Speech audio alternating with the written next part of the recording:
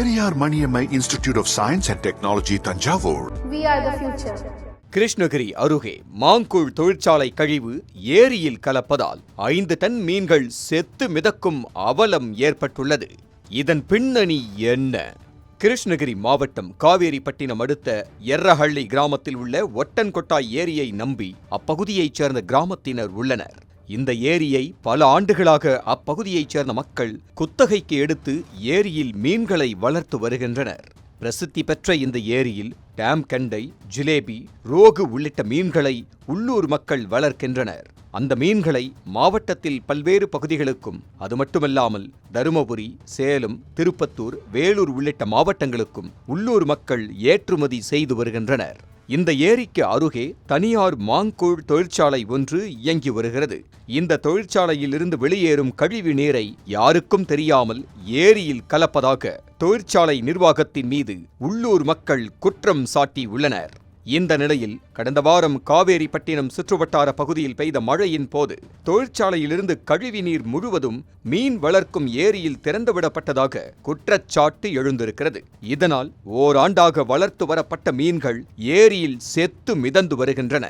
Ton கணக்கில் ஏரியில் மீன்கள் செத்து மிதப்பதை பார்த்து உள்ளூர் மக்கள் அதிர்ச்சி அடைந்துள்ளனர்.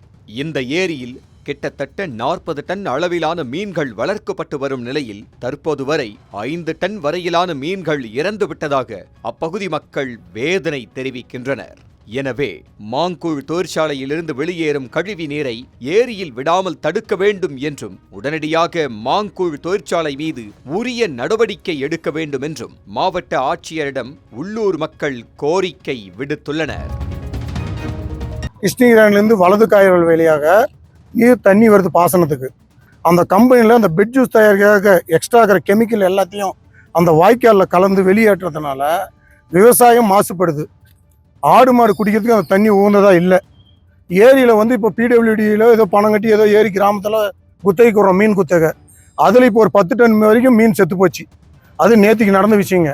இந்த விஷயத்தை இப்போது அதிகாரிகளுக்கு தெரியப்படுத்துறாங்க. இன்றைக்கி எல்லா இடத்துலையும் பிடபிள்யூ அந்த நீர்வளத்துறை, இங்கே கலெக்டரேட்டு, அப்புறம் பொலிசின், அது எல்லா இடத்துக்கும் தபால் இன்னைக்கு கொடுத்துருக்குறோம். காவேரிப்பட்டினம் காவல்துறைக்கும் தகவல் கொடுத்துருக்குறோம். இந்த தகவலை இங்கே கொடுக்குறதுக்காக தான் இன்றைக்கி வந்திருக்கிறோம். இப்போ எங்கள் வாழ்வாதாரமே விவசாயம் தான். இந்த விவசாயமே அழிச்சிட்டு நாங்கள் எப்படி வாழ முடியும்? அதனால் நேரில் ஆய்வு பண்ண சொல்லி அதிகாரிகளுக்கு தகவல் சொல்ல வந்திருக்கிறோம். நேரில் ஆய்வு பண்ணிட்டோம். நாங்கள் சொல்கிறது உண்மையாக இருந்தால் அங்கே தகவல் பார்த்தாவே தெரிஞ்சிடும். அவங்க இது கொடுத்துருக்குறோம், நாங்கள் தபால் கொடுத்துருக்குறோம். நடவடிக்கை எடுத்தால் பார்க்குறோம். இல்லைன்னா இனி நாங்கள் மொத்த கிராமத்தையும் சேர்த்து நாங்களும் இது ஒரு 300 கிராமங்க, 300 வீட்டுக்கார இருக்கிறோம். கன்னியாப்பங்கோட்டாய், மலைப்பண்ணேரி, மலையப்பண்ணேரி, காத்தான்கோட்டாய், ஒரு 5-6 கிராமம் பாதிக்குது. இதால் இப்போ ஏதோ இங்கே முன்னாடிக்கிறவங்க மட்டும் வந்திருக்கிறோம். அடுத்து இவங்க நடவடிக்கை எடுக்கலைன்னா நாங்கள் ஒரு 500-1000 பேரா இன்னும் போராட்டத்தை பலம் பண்ணணும்னு நாங்கள் சொல்கிறோம்.